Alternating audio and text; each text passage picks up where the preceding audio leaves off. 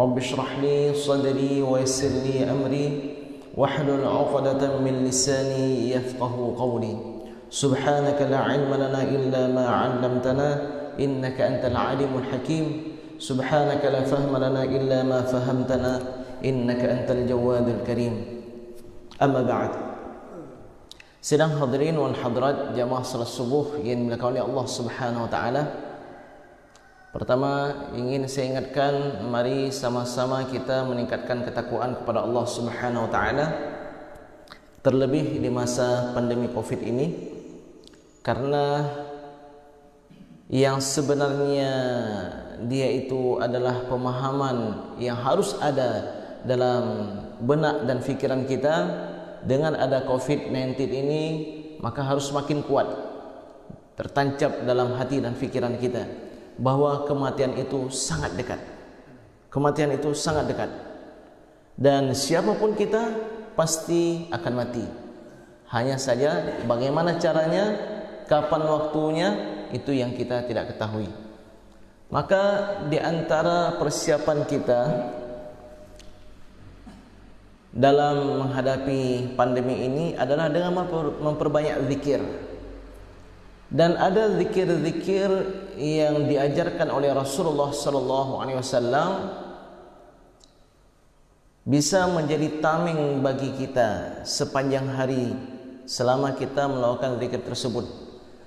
Hal ini berdasarkan yang diriwayatkan oleh Imam Abu Dawud, Imam At-Tirmidzi dan juga Ashabus Sunan tentang pentingnya membaca zikir selepas subuh dan maghrib, yaitu Bismillahilladzi la yadurru ma'asmihi syai'un fil ardi wala fis sama' wa huwas sami'ul alim, 3 kali.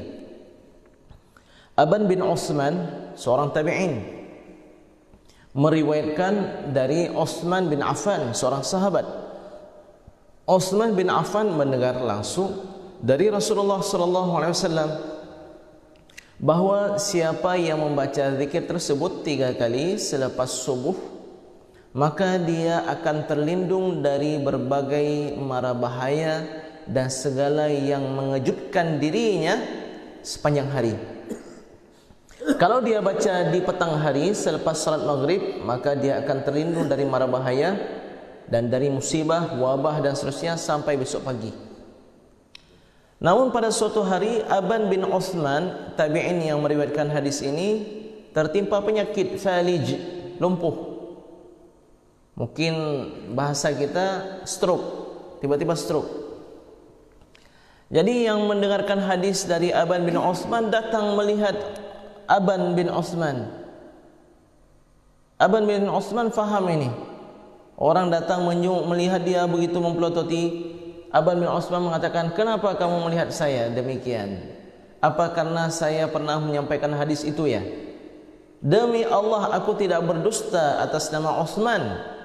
Dan demi Allah, Utsman tidak berdusta kepada Rasulullah sallallahu alaihi wasallam.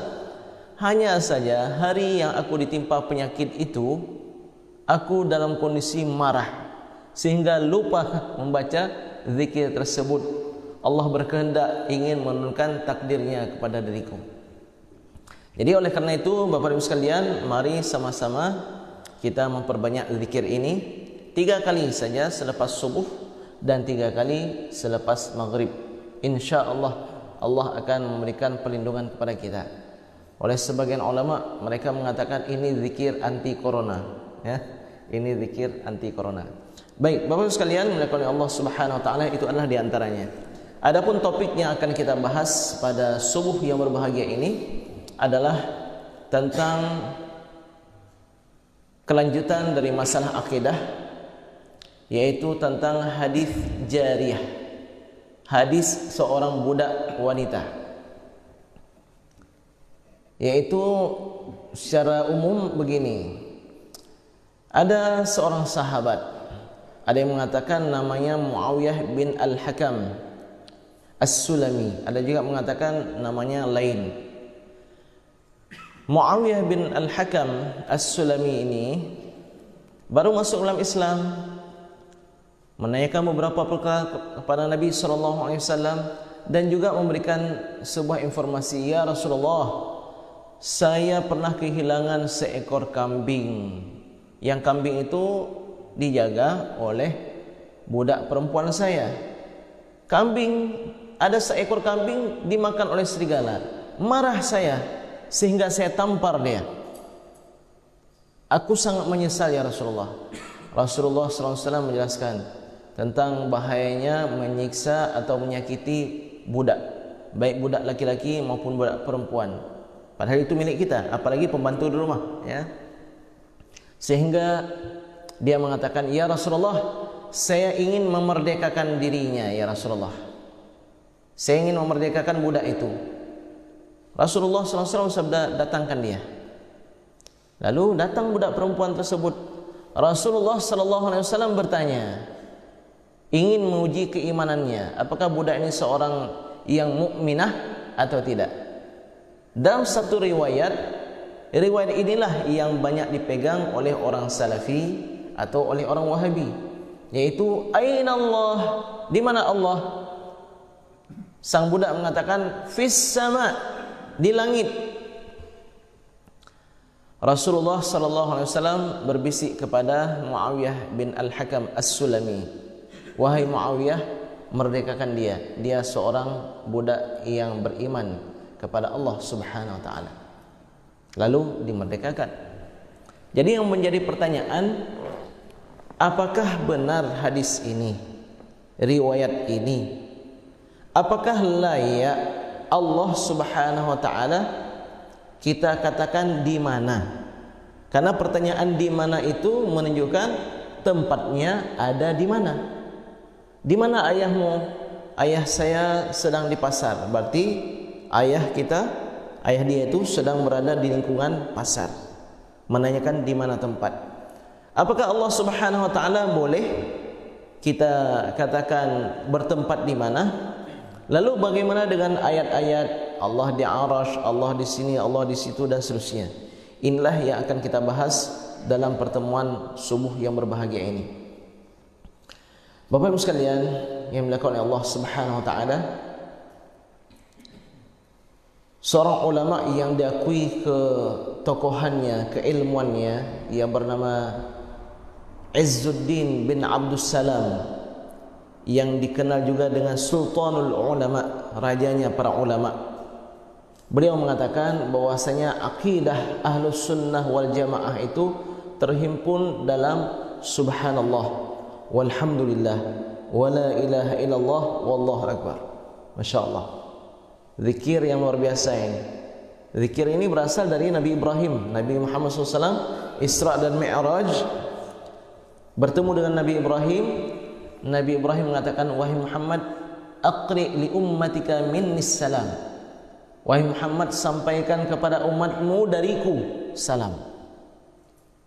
Nabi Muhammad SAW sudah menyampaikannya, dan saya menyampaikan sebagai perantara dari Rasulullah SAW. Akhbirhum ya Muhammad, beritahukan kepada umatmu wahai Muhammad, annal jannata qay'an, bahwasanya surga itu masih banyak lahan yang kosong. Masih banyak lahan yang kosong. Wa ghurasuha, tanamannya supaya berisi lahan-lahan tersebut adalah subhanallah walhamdulillah wala ilaha illallah wallahu akbar. Maka perbanyakkanlah Bapak dan Ibu sekalian. Nabi SAW sabda, ini zikir terbaik. Mau dari mana saja kita mulai boleh. Mau dari Allahu akbar, subhanallah, alhamdulillah, la ilaha illallah boleh. Mau dahulukan la ilaha illallah baru kemudian subhanallah juga boleh. Tapi yang sudah lazim subhanallah walhamdulillah wa la ilaha illallah wallahu akbar. Kembali kepada Izzuddin bin Abdul Salam, beliau mengatakan akidah Ahlus Sunnah wal Jamaah berkumpul dalam 4 kalimat ini. Subhanallah, kita mensucikan Allah dari segala kekurangan. Alhamdulillah, segala puji bagi Allah, segala kesempurnaan kita sematkan pada Allah Subhanahu wa taala. La ilaha illallah, kalau ada yang kita kira mirip dengan Allah, katakanlah tiada Tuhan selain Allah. Nanti ketika turun Dajjal menghidupkan kakek kita yang sudah berada dalam kubur. menghidupkan generasi di atas kita 5 orang atau 6 orang. Dajjal mengatakan, apa masalah sama kalian? Kami sudah lama enggak turun hujan. Wahai langit, turunkan hujan. Langsung turun hujan. Dajjal, fitnah yang paling besar. Di waktu itu, Bapak-Ibu sekalian, katakanlah, la ilaha illallah. Tidak ada Tuhan kecuali Allah. Allah itu hanya satu. Allahu Akbar. Lemparkanlah dunia semuanya, berbagai kesenangan dunia, katakanlah Allah Maha Besar. Jadi berangkat dari perkataan Izzuddin bin Abdul Salam, segala kesempurnaan milik Allah, segala kekurangan itu suci Allah darinya. Maka bolehkah kita mengatakan Allah itu bertempat? Kalau kita katakan Allah bertempat, ada beberapa masalah. Di antara masalahnya yang pertama, tempat dengan sesuatu itu mana lebih besar? Sesuatu dengan tempatnya mana lebih besar? Ya? Berapa orang di rumah? 5 orang. Mana besar rumah dengan 5 orang itu? Ya besar rumah. Kalau lebih besar orangnya daripada rumahnya, macam mana mau masuk, ya kan? Kalau ada orang bertanya, gajah apanya yang besar? Kupingnya, badannya? Bukan, kandangnya. Kandangnya. Kalau kita katakan Allah itu bertempat, maka zikir yang selama ini kita ucapkan Allahu Akbar, Allah Maha Besar, enggak betul. Kenapa? Ada yang lebih besar daripada Allah, yaitu tempat Allah berada. Na'udzubillah, na'udzubillah. Yang kedua, kalau kita katakan Allah itu bertempat, berarti Allah itu membutuhkan tempat. Kalau Allah itu membutuhkan tempat, bagaimana Allah itu Tuhan kita? Karena Tuhan itu tidak membutuhkan segala sesuatu. Enggak perlu dia. Justru segala sesuatu memerlukan Tuhan, memerlukan Allah Subhanahu wa taala. Jadi tidak bisa.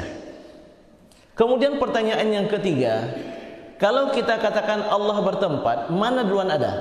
Tempat atau Allah? Kalau kita katakan tempat duluan ada, berarti tempat itu pencipta Allah. Tempat itu yang azali, yang terdahulu, ada, yang qidam. Atau kita katakan dulu ada Allah, enggak ada tempat.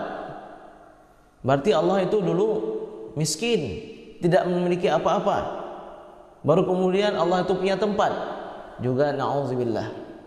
Allah itu maha sempurna dari dahulunya hingga sekarang hingga masa depan. Tidak ada yang berkurang dan tidak ada yang bertambah. Allah itu bukan hadis, bukan berubah-ubah seperti manusia. Bayi, anak-anak, remaja, dewasa, tua, meninggal dunia. Tidak. Allah itu dari dahulunya memang sudah demikian. Allah tidak bertempat. Bagaimana Allah itu? Tafakkaru fi khalqillah. Berfikirlah kalian dalam penciptaan yang Allah lakukan. Bagaimana Allah menciptakan manusia, menciptakan tumbuh-tumbuhan, menciptakan pasir-pasir, menciptakan udara, langit dan bumi dan seterusnya. Wala tafakkaru fi dzatillah. Jangan kalian berfikir tentang zat Allah. Fa innakum lan taqdiru qadrah. Enggak mampu kalian untuk menjangkau Allah Subhanahu wa taala.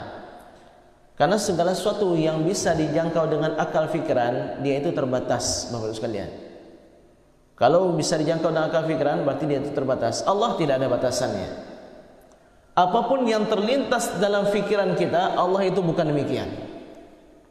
Jadi bagaimana? Jangan fikirkan tentang Allah. Allah ada, Allah itu dekat, Allah itu bersama kita, namun kita tidak bisa menjangkau bagaimana Allah Subhanahu wa taala. Kok bisa Ustaz? Masa Allah itu enggak bisa dijangkau dengan akal fikiran? Enggak usah jauh-jauh. Sebahagian dari yang Allah ciptakan aja enggak bisa dijangkau dengan akal fikiran. Ruh, bagaimana ruh kita? Bagaimana ruh kita? Bentuknya bagaimana?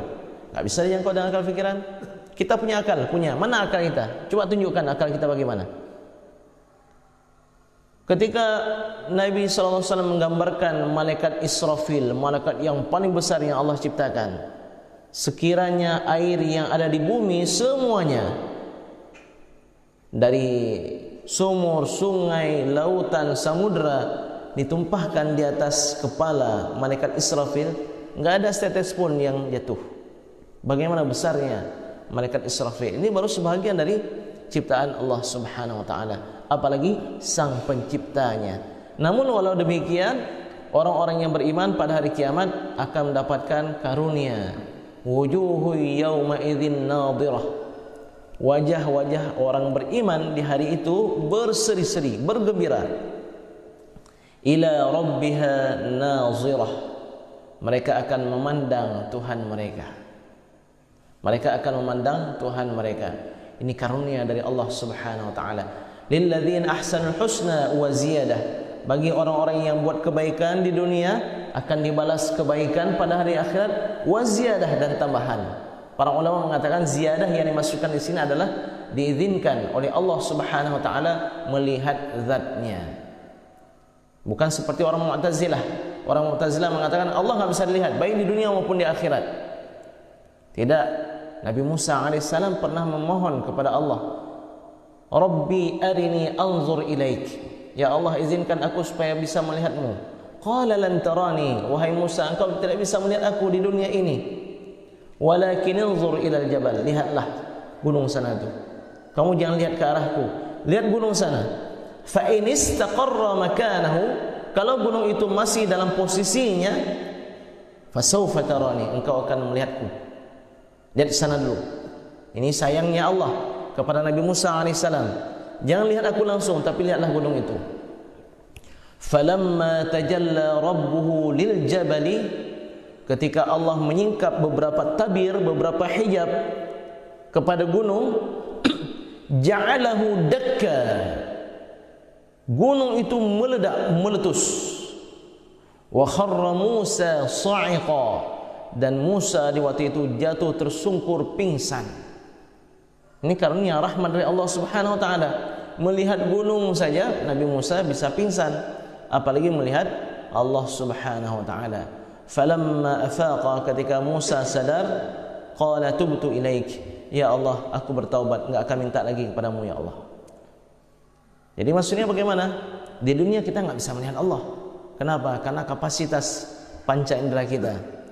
Malaikat, syaitan saja enggak bisa kita lihat. Ya. Tapi di hari akhirat, bahkan menjelang akhir hayat kita, nampak malaikat, nampak jin datang menggoda kita menjelang akhir hayat. Ya. Fabasarukal yawma hadid. Hari ketika nyawamu akan dicabut, pandanganmu sangat terang. Makanya kita melihat orang ketika meninggal dunia, mata yang entah ke mana, ada yang melotot begini dan seterusnya. Kenapa? Dia melihat yang tidak pernah dia lihat. Ada begini, Pak, mengucapkan Pak, matanya terus begini, menatap jauh. Kenapa? Yang dilihat itu banyak yang tersingkap olehnya. Jadi bagaimana? Ingat, tetap ingatkan, talqinkan la ilaha illallah, la ilaha illallah. Insyaallah mudah-mudahan kita akan selamat, husnul khatimah. Amin ya rabbal alamin. Baik Bapak-Ibu sekalian, setelah muqaddimah ini sudah nyata bagi kita Allah itu maha suci dari segala kekurangan, Allah maha suci dari tempat dan seterusnya. Bagaimana dengan hadis ini? Apalagi hadis ini diriwayatkan oleh banyak ulama. Kita akan membacakan hadisnya. Diriwayatkan dari Muawiyah bin Al-Hakam As-Sulami. Dia mengatakan, "Baina ana usalli ma'a Rasulillah sallallahu alaihi wasallam." Ketika kami sedang salat ya bersama Rasulullah sallallahu alaihi wasallam, aku pun berada dalam jamaah tersebut. Idz atasa rajulun minal qaum. Sedang dalam kondisi salat, ada satu orang bersin. Hashim bersin, Faqultu, maka di waktu itu aku pun bersuara, yarhamkallah. Bantam dalam Islam, hanafum sapu, ya. Sedang dalam salat ada orang bersin, Hashim. Oh, bersin, jawabnya yarhamkallah. Dia pun bersuara, yarhamkallah. Faramanil qaumu bi absarihim. Dalam kondisi aku sedang salat itu, aku ucapkan ya rahmukallah, orang-orang melihat aku. Semua dalam jamaah itu melihat aku.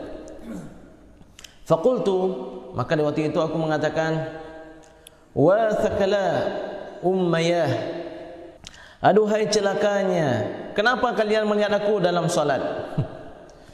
Faja'alu yadribuna bi'aidihim ala afkhadhihim. Jadi di waktu itu sahabat memukul-mukul paha mereka. Maksudnya apa? Jangan kamu berbicara dalam salat. Falamma ra'aituhum yusammitunani lakinni sakatu.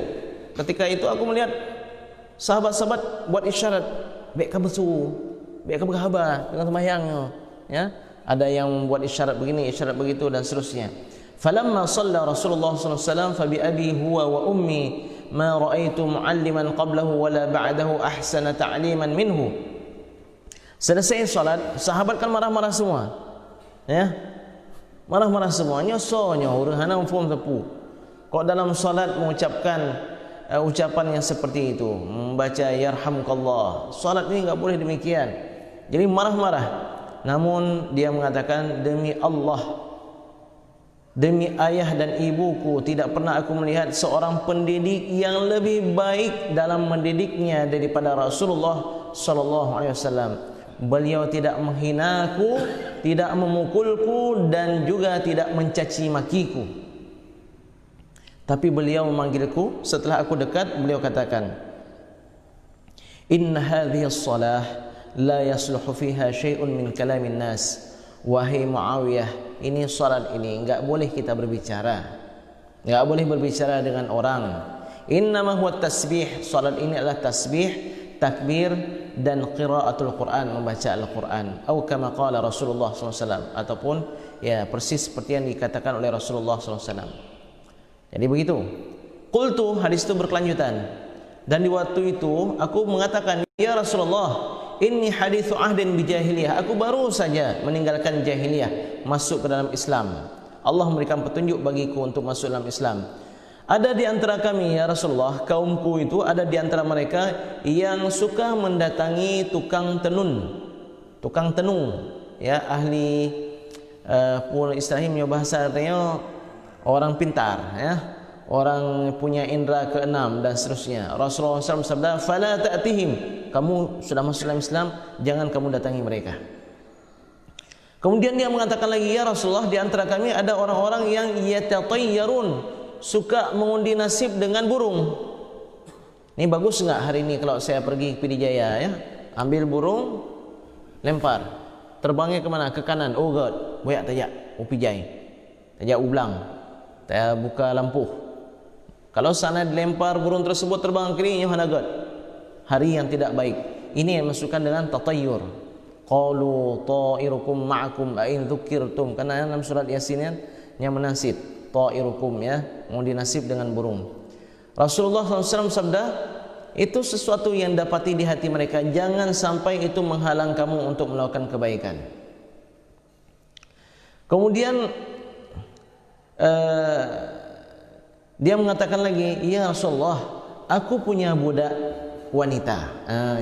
Ya, yang tadi kita katakan. Aku punya budak wanita, tar'a ghanaman li, dia itu mengangon atau menggembala kambing-kambingku di tepi gunung Uhud. Pada suatu hari aku melihat dia dan kambing-kambing yang bersamanya. Aku melihat ada seekor serigala memangsa kambingku yang sedang digembala oleh dia. Aku ini manusia biasa, ya Rasulullah. Manusia yang juga ada kalanya hilang kesabaran, sehingga aku tampar dia, ya Rasulullah. Rasulullah sallallahu alaihi wasallam menyampaikan beberapa nasihat sehingga penyesalan dalam hatiku semakin berat. Lalu Muawiyah bin Al-Hakam As-Sulami mengatakan, ya Rasulullah, kalau begitu bolehkah saya merdekakan budakku? Rasulullah sallallahu alaihi wasallam bersabda, "I'tini biha." Bawa kemari dulu budakmu itu. Lalu datang, ketika datang Rasulullah sallallahu alaihi wasallam bertanya, "Aina Allah?" Di manakah Allah? Sang budak mengatakan, fis sama, di langit. Kemudian Nabi bertanya lagi, man ana, siapa aku ini? Sang budak mengatakan, anta Rasulullah, engkau adalah utusannya Allah. Rasulullah SAW bersabda kepada Muawiyah, a'tiqha, merdekakanlah dia, fa innaha mu'minah, dia adalah budak yang beriman. Bapak Ibu sekalian yang dimuliakan oleh Allah Subhanahu wa taala, jadi yang menjadi masalah adalah sepotong kalimat saja, ainallah, di mana Allah. Oleh orang-orang Salafi, oleh orang-orang Wahabi, ini hadis ini menjadi pegangan mereka. Allah itu di mana? Di langit. Mana dalilnya? Ini dalilnya. Apalagi dalilnya? Kalau berdoa bagaimana? Kenapa begini berdoa? Karena Allah itu di langit. Baca lagi Al-Quran, surat Taha ayat 5. Ar-Rahmanu 'alal 'arsy istawa. Allah beristiwa di atas arsy. Bagaimana sikap Ahlus Sunnah wal Jamaah, mayoritas ulama dalam menanggapi hadis dan ayat-ayat tersebut? Yang pertama sekali, Bapak Ibu sekalian yang dimuliakan oleh Allah Subhanahu wa taala, sebagian ulama menisbahkan hadis ini kepada Imam Muslim, bahwa hadis ini diriwayatkan oleh Imam Muslim bin Al-Hajjaj Al-Qushairi. Berarti dalam kitab sahih beliau, berarti hadis ini sahih. Ya begitulah, orang-orang yang terburu-buru karena tidak berguru, akhirnya tersesat. Seperti semalam Ibnu Taimiyah. Ibnu Taimiyah ulama, orang alim, luar biasa, cerdas sekali. Orang-orang yang hidup dengan Ibnu Taimiyah mengatakan Ibnu Taimiyah cerdas sekali, membaca, menguasai kitab dan seterusnya. Masalah Ibnu Taimiyah satu saja. Apa itu? Beliau tidak berguru. Beliau tidak berguru. Jadi inilah masalahnya. Ada ulama hadis yang baru saja meninggal dunia tahun sekitar 2000-an, Syekh Nasiruddin Al-Albani, peneliti hadis. Masya Allah, luar biasa. Setiap hari 12 jam di pustaka membaca hadis. Mantap, mantap. Tapi bagaimana? Masalah beliau satu saja. Apa itu? Tidak berguru. Orang kalau tidak berguru, Bapak sekalian, kacau. Bahkan kacau, yang menumpuk nyaguhnya. Dia tidak bertanya, ya, tidak berguru, menanyakan asal usul hadis ini bagaimana, ayat ini bagaimana, sehingga tersesatlah mereka ke dalam pemahaman mereka pribadi. Tidak bisa kita belajar tanpa guru, harus mengguru. Nyojino naladum merumpak ngelon, Ustaz, bagaimana kita menyapu kepala ketika wudhu sedikit saja? Sedangkan saya membaca dalam kitab buku itu saya beli 3 jilid, ratusan ribu. Enggak cukup Ustaz sedikit saja, harus semua kepala diusap. Itu dalam pengajian. Tanya, Bapak beli buku, siapa pengarangnya? Oh, saya enggak tahu Ustaz. Ya? Bapak belinya di mana? Nah, inilah dia menjadi masalah. Kenapa? Tidak dipungkiri bahwasanya buku-buku keislaman seputar fikih itu kebanyakan dikarang dan diterjemahkan oleh mereka yang berfahaman Salafi atau Wahabi, yang mana mereka kebanyakan alumni dari Arab Saudi. Mazhab yang resmi di Arab Saudi apa? Mazhab Hambali. Walaupun mereka enggak semuanya murni mengikut mazhab Hambali, tapi secara umum mazhab yang resmi di Arab Saudi adalah mazhab Hambali. Dalam mazhab Hambali, menyapu kepala ketika berwudu harus semuanya sama seperti Imam Malik. Berbeda dengan mazhab Imam Syafi'i, sedikit saja cukup. Kalau mazhab Hanafi sebesar telapak tangan.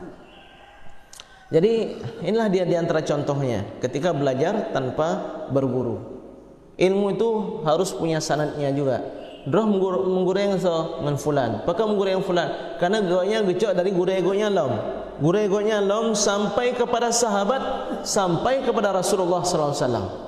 Inilah dia mengapa orang belajar Imam Al-Bukhari untuk mendapatkan hadis pergi melintasi ribuan kilometer untuk bertemu dengan orang-orang yang mendapatkan ilmu, punya sambung sanad kepada Rasulullah sallallahu alaihi wasallam. Jadi hadis ini walaupun dinisbahkan kepada Imam Muslim, tapi dengarkanlah bagaimana pandangan para ulama. Di antaranya adalah Al-Hafidh Al-Baihaqi. Imam Al-Baihaqi mengatakan, hadza sahih. Ini hadis ini panjang nih, sahih. Diriwayatkan oleh Imam Muslim, tapi muqatta'an. Berpisah-pisah ini digabungkan. Terpisah-pisah sebenarnya. Hadis yang diriwayatkan oleh Imam Muslim ini sebenarnya ini sepotong, ini sepotong, ini sepotong, digabungkan. Ya, digabungkan. Jadi semuanya benar dari jalan-jalan atau dari tarik yang benar kecuali kisah Jariyah.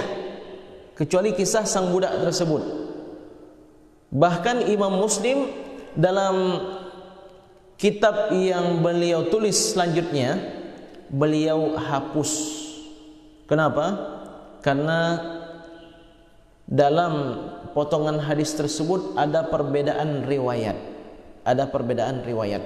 Jadi sekarang kita akan lanjutkan kepada apakah riwayat ini tepat dan benar. Ternyata Bapak Ibu sekalian, hadis tentang Ainallah itu hadis muttarib. Apa itu muttarib? Le riwayat, lafalnya berbeda-beda. Dalam riwayat yang lain, Rasulullah sallallahu alaihi wasallam menanyakan kepada budak tersebut bukan dengan Ainallah, tapi atashhadina alla ilaha illallah, apakah kamu bersaksi tidak ada Tuhan selain Allah? Ya. Itu dalam banyak riwayat yang lain. Begitu juga ada juga riwayat yang lain dari Muawiyah bin Al-Hakam As-Sulami. Rasulullah sallallahu alaihi wasallam bertanya kepada budak tersebut, ya, dengan isyarat. Dengan isyarat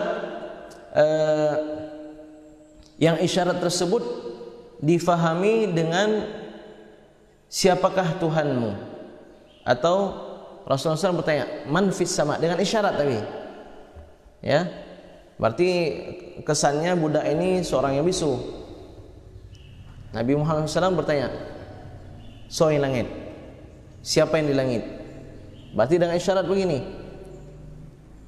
Sang budak mengatakan Allah dengan isyaratnya juga. Jadi sudah ada 3 riwayat ini. Riwayat yang pertama Ainallah, yang kedua Nabi mengatakan atashhadina alla ilaha illallah, apakah kamu bersaksi tidak ada Tuhan selain Allah? Dan riwayat yang ketiga Nabi Muhammad SAW bertanya dengan isyarat. Jadi riwayat-riwayat ini menunjukkan bahwasanya potongan hadis Ainallah itu diriwayatkan oleh sahabat dengan banyak riwayat, dengan banyak lafal. Dan ini menunjukkan hadis itu muttarib.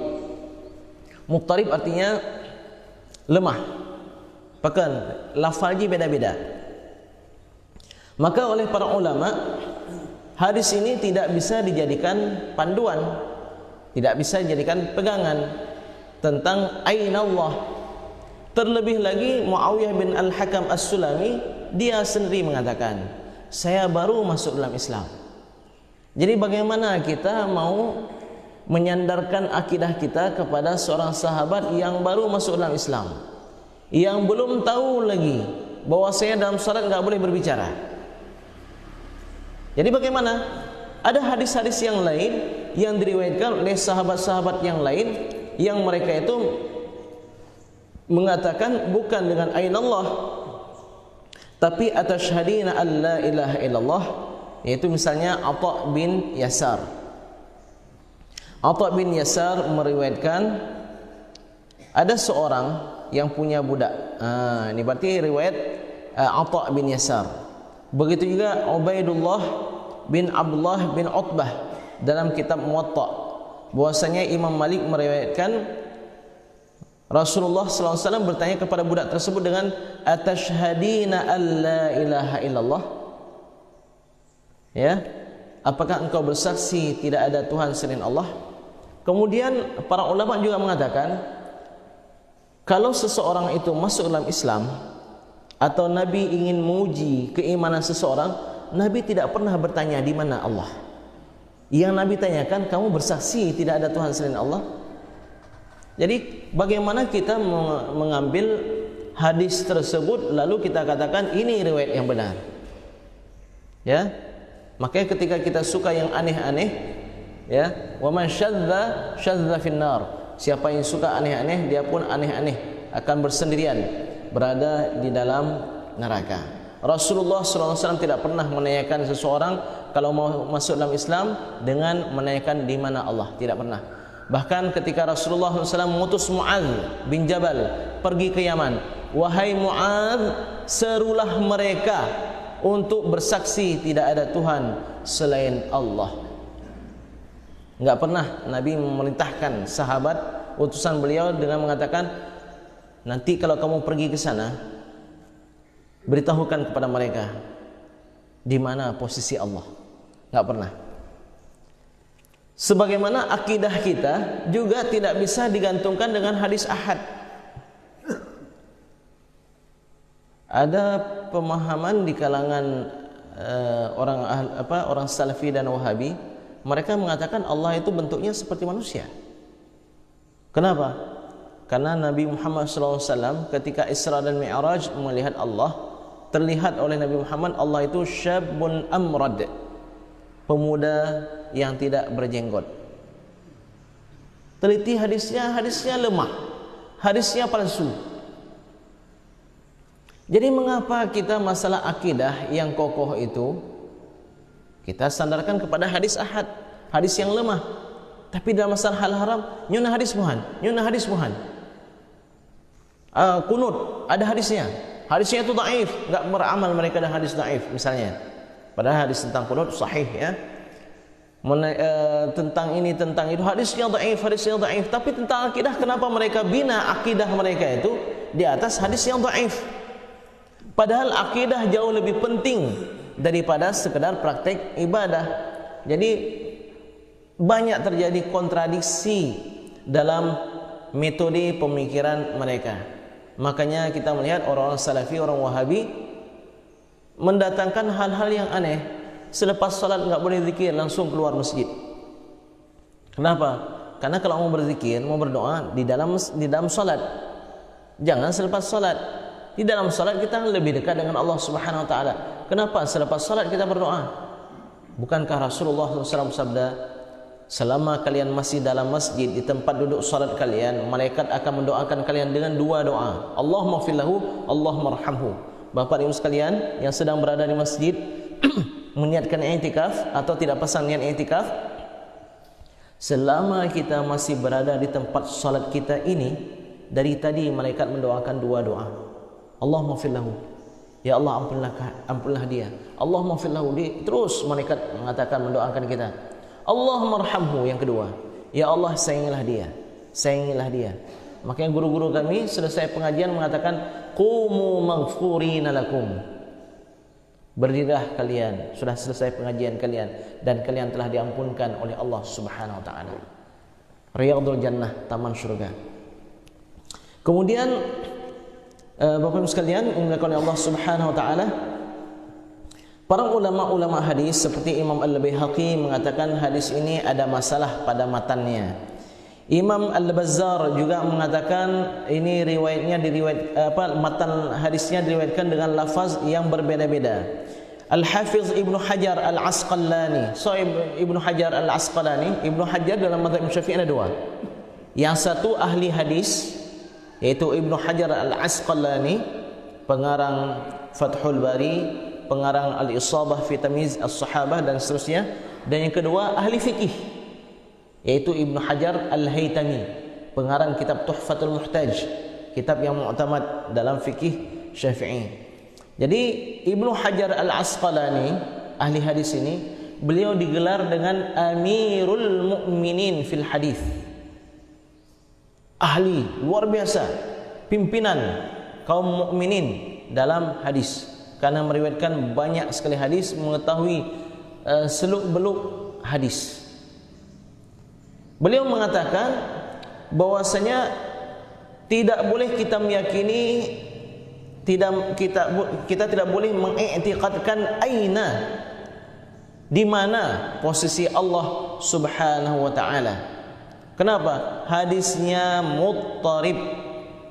Hadisnya berlawanan satu dengan yang lainnya. Jadi ulama-ulama yang besar telah menafikan hadis tersebut. Lalu bagaimana? Bisa saja kita melihat mana yang paling kuat, ataupun kita tinggalkan semuanya. Kalau yang paling kuat, atashhadina alla ilaha illallah, yaitu Nabi minta kesaksian dari sang budak perempuan. Apakah kamu bersaksi bahwasanya tidak ada Tuhan selain Allah? Itu yang Nabi pertanyakan. Kemudian kita tidak boleh mengatakan arah, mengatakan Allah itu bertempat. Kalau seandainya kita katakan Allah itu di langit, bagaimana dengan hadis-hadis yang lain? Bagaimana dengan ayat-ayat yang lain? Wa huwa ma'akum aynama kuntum. Allah itu bersama kalian dimanapun kalian berada. Wa idza sa'alaka 'ibadi 'anni fa inni qarib. Wahai Muhammad, kalau ada yang bertanya kepadamu dari hamba-hambaku, di mana aku? Katakanlah, aku sangat dekat. Wa nahnu aqrabu ilaihi min hablil warid. Aku itu lebih dekat dengan hambaku dari urat nadi yang ada di lehernya. Berarti di mana Allah? Ustaz, kita kan berdoa. Berdoa ke mana? Ke langit. Berarti Allah itu langit. Langit itu kiblat doa. Sebagaimana salat kiblatnya mana? Ka'bah. Rasulullah SAW sabda, kalau kalian salat, kalian ingin meludah, janganlah kalian ludah ke depan, karena di depannya itu ada Allah. Ludahlah ke kirinya. Berarti Allah itu di depan. Bagaimana lagi kita fahami hadis?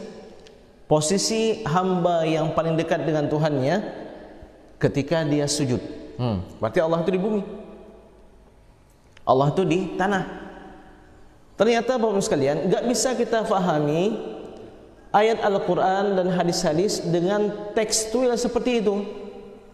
Mana lebih tinggi bapak ini dengan bapak ini? Oh, lebih tinggi dia, ini bosnya, ini kepala bagian, sedangkan ini kabid, kepala bidang. Apa maksud lebih tinggi? Apakah duduknya itu lebih tinggi? Yang bapak ini di atas kepalanya? Ketika kita mengatakan kepada anak kita, wahai anakku, jangan kamu sedih, kamu selalu ada dalam hati bapak. Apakah dalam hati ini anak itu? Ya. Ketika kita mengatakan presiden lebih tinggi daripada gubernur, apa maksud lebih tinggi di sini? Apakah posturnya lebih tinggi? Ya. Jadi Bapak-Ibu sekalian, dalam bahasa Arab, Al-Quran ini kan bahasa Arab, ada namanya hakikat dan ada namanya majaz. Hakikat kita fahami teks itu sebagaimana yang adanya, sedangkan majaz itu nggak bisa kita bawa pemahaman dari teks tersebut secara langsung. Kenapa? Karena tidak sesuai dengan akal fikiran kita. Engkau dalam hatiku, belahlah dadaku, engkau ada dalam hatiku. Nyampu betul-betul dalam hati, nyotaplah hati punah urungnya. Tidak ada. Jadi ini maksudnya apa? Majaz.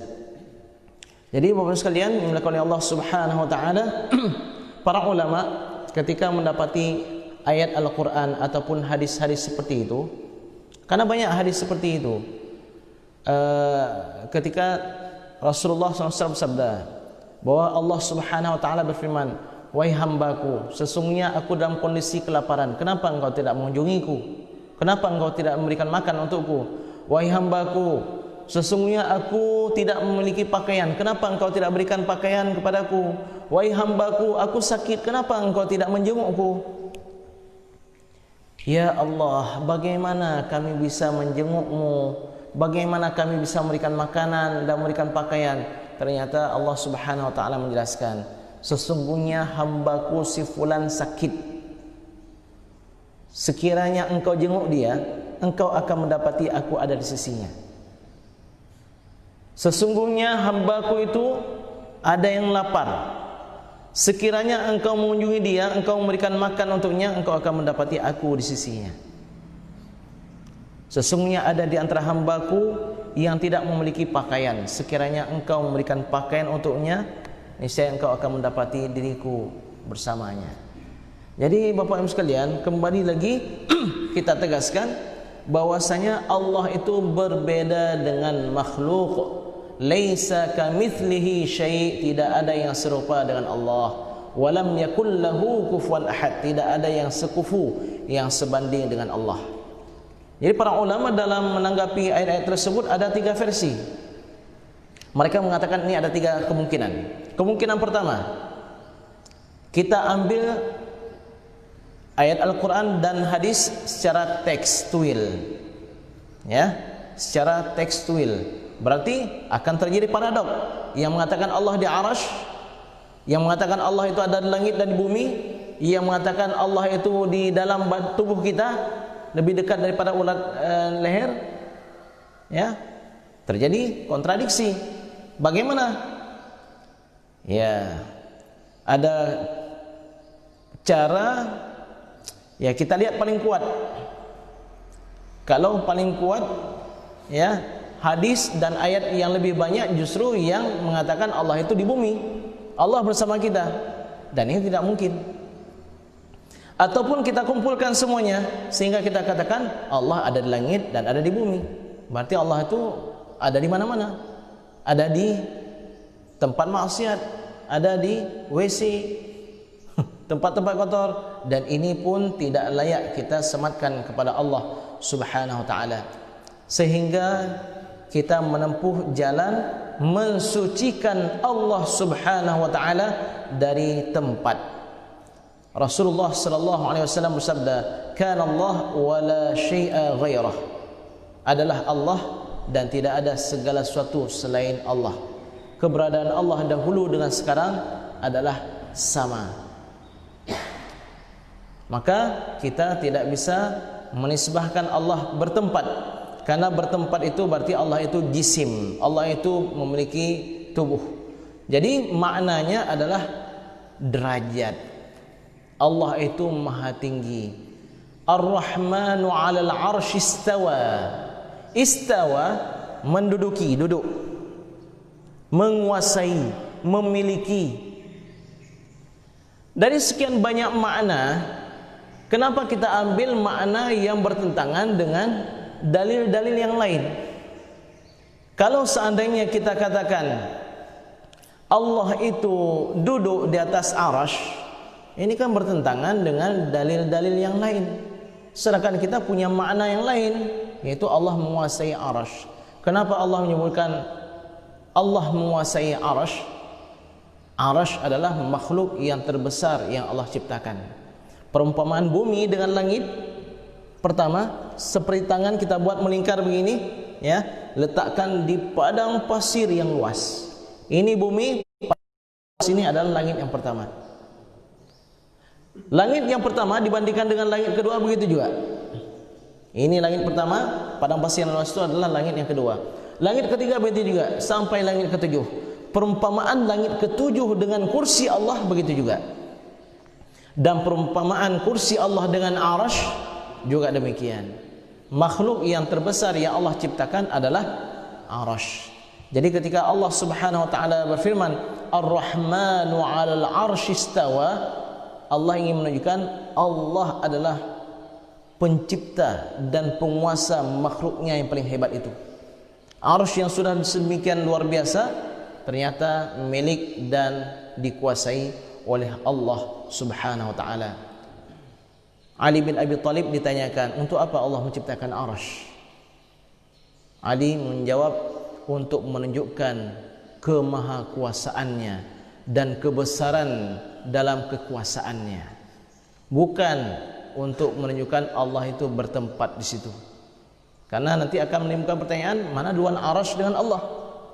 Ya, tentu Allah Subhanahu wa taala terdahulu dari segala sesuatu, dan Allah tidak bertambah sempurna dengan ada arasy.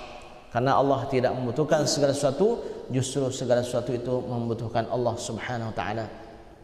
Maka dengan demikian, sidang hadirin wal hadirat, Bapak Ibu sekalian yang dimuliakan oleh Allah Subhanahu wa taala, jelas bagi kita tidak bisa mengatakan Allah itu bertempat. Dan hadis tentang ainallah, riwayatnya itu berbeda-beda. Kejadiannya satu, riwayatnya berbeda-beda.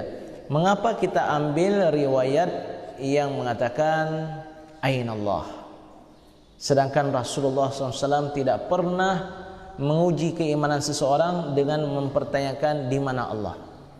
Yang ada, apakah kamu bersaksi tidak ada Tuhan selain Allah dan Nabi Muhammad adalah utusan Allah? Muaz bin Jabal diutus, Ali bin Abi Thalib diutus ke Yaman, ke Madinah, berbagai tempat yang dipesankan oleh Allah, oleh Rasulullah SAW. Serulah mereka untuk mempersaksikan tidak ada Tuhan selain Allah dan aku adalah utusannya. Tidak pernah Nabi memerintahkan sahabatnya dalam menyebarkan Islam untuk menanamkan di mana Allah. Ya, kalau kita orang kafir, orang Kristen, orang Hindu, Buddha mau masuk dalam Islam, puyang terpenuh, saya mau masuk dalam Islam, apakah kita katakanlah Allah di langit? Nyo lagi ya? Tidak, katakanlah. Apa kita katakanlah? Baca ikut seperti saya baca. Asyhadu an la ilaha illallah wa asyhadu anna Muhammadar Rasulullah. Lalu salat, kita ada kewajiban salat 5 waktu. Nanti tiba bulan Ramadan kita berpuasa. Kalau harta kita sudah mencapai nisab, sudah sampai haul, tunaikan zakat. Ada kelebihan rezeki setahun sekali atau seumur hidup sekali, laksanakanlah haji. Enggak perlu dan enggak boleh bahkan untuk kita sampaikan kepada mereka, saksikanlah, yakinilah Allah itu di langit. Hana betul. Ya, mudah-mudahan kajian ini bermanfaat. Baik, demikian kita sudahi dengan doa kafaratul majlis. Subhanakallahumma wa bihamdika asyhadu an la ilaha illa anta nastaghfiruka wa natubu ilaik. Wassalamu alaikum warahmatullahi wabarakatuh.